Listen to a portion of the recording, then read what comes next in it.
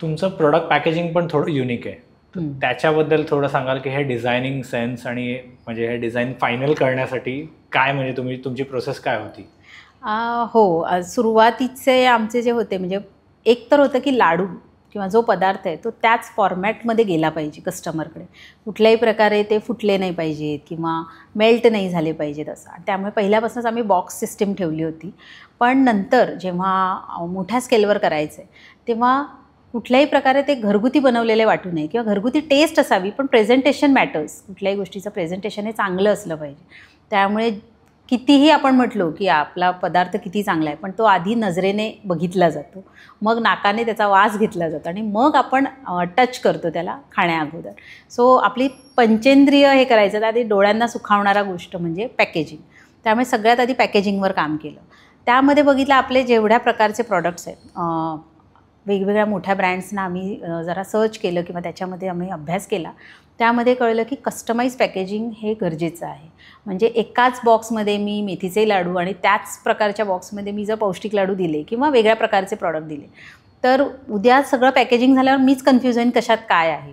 त्यामुळे माझ्या सुखी जीवनासाठी किंवा माझ्या सोयीसाठी आम्ही कस्टमाइज बॉक्सेस बनवले. त्यामध्ये वेगवेगळ्या प्रकारचे कलर्स यूज केले.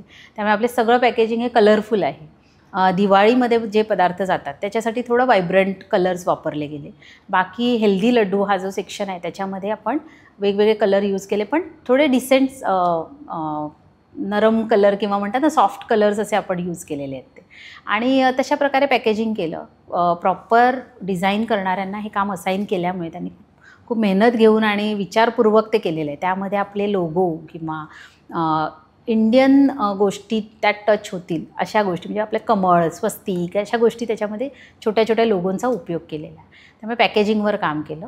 आणि दुसरं एक की कितीही चांगला पदार्थ बनवला तरी तो टिकला पाहिजे आणि तो टिकेल तेव्हा जेव्हा त्याचा हवेशी संपर्क आपण थांबवतो. त्यामुळे आपण जेव्हा बाहेरचे प्रॉडक्ट बघतो तेव्हा त्याला मॅप पॅकेज केलेलं असतं किंवा त्याच्यामधनं ऑक्सिजन हा काढून घेतलेला असतो, ज्यामुळे ऑक्सिडेशन प्रोसेस ही थांबते आणि गोष्ट किंवा तो पदार्थ हा जास्त वेळ टिकतो.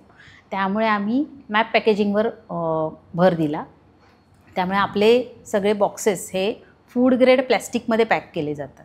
त्याच्यामध्ये CO2 म्हणजे कार्बन डायऑक्साईड आणि नायट्रोजन हे 2 गॅस त्याच्यामध्ये पर्ज केले जातात आणि ऑक्सिजन त्यातनं बाहेर काढतो. आणि अशा प्रकारे प्रत्येक प्रॉडक्टचं शेल्फ लाईफ आपण टेस्ट केलेलं आहे. प्रॉपरली एका लॅबमध्ये देऊन त्या लॅबमध्ये त्याला सर्वे केलेला आहे आणि त्याचा अभ्यास करून त्यांनी आपल्याला शेल्फ लाईफ सांगितलेली आहे की हे लाडू कुठल्याही परिस्थितीत, म्हणजे तुम्ही कॅनडाच्या थंडीमध्ये जा किंवा आफ्रिकेच्या गरमीमध्ये जा, हा प्रॉडक्ट जर तिथे ठेवलेला असेल तर 6 महिने किंवा 5 महिने त्याची जी शेल्फ लाईफ आहे तेवढे महिने तो चांगला राहील, जर सील पॅकिंग काढलं नाही तर. जेव्हा तुम्ही काढाल त्याच्यानंतर तुम्ही जितक्या लवकर संपवाल तेवढं चांगलं आहे. बरोबर. तर अशा प्रकारे आम्ही पॅकेजिंगवर काम केलं. आणि आता आम्ही ह्या सिच्युएशनला आहोत की उद्या जर हे एक्सपोर्ट करायचे झाले तर आम्हाला त्या रिलेटेड फॉर्मॅलिटी करायला लागतील. पण आमचं बॉक्स पॅकेजिंग हे स्टँडर्ड आहे. किती ग्रॅमचे लाडू जातील, कधी मॅन्युफॅक्चरिंग केलेलं आहे, किती एक्सपायरी डेट आहे, हे सगळं आपण मेन्शन करू शकू. आणि गॅस पॅकेजिंगमुळे 6 महिने ते चांगले राहतात. तुम्ही हा व्हिडिओ इथपर्यंत बघितलात म्हणजे हा नक्की व्हिडिओ तुम्हाला आवडला आहे. ह्याचा पूर्ण पॉडकास्ट आपल्या मेन यूट्यूब चॅनलवर आहे, ज्याचं नाव आहे वन टेक विथ अनिकेत. हे चॅनल तुम्ही नक्की फॉलो करा. आणि इंस्टाग्रामवर आम्ही बऱ्याच रील्स ह्या व्हिडिओच्या अपलोड केलेल्या आहेत, त्या पण तुम्ही सगळ्या बघा. आणि वन टेक विथ अनिकेत हे इंस्टाग्राम चॅनल पण फॉलो करा.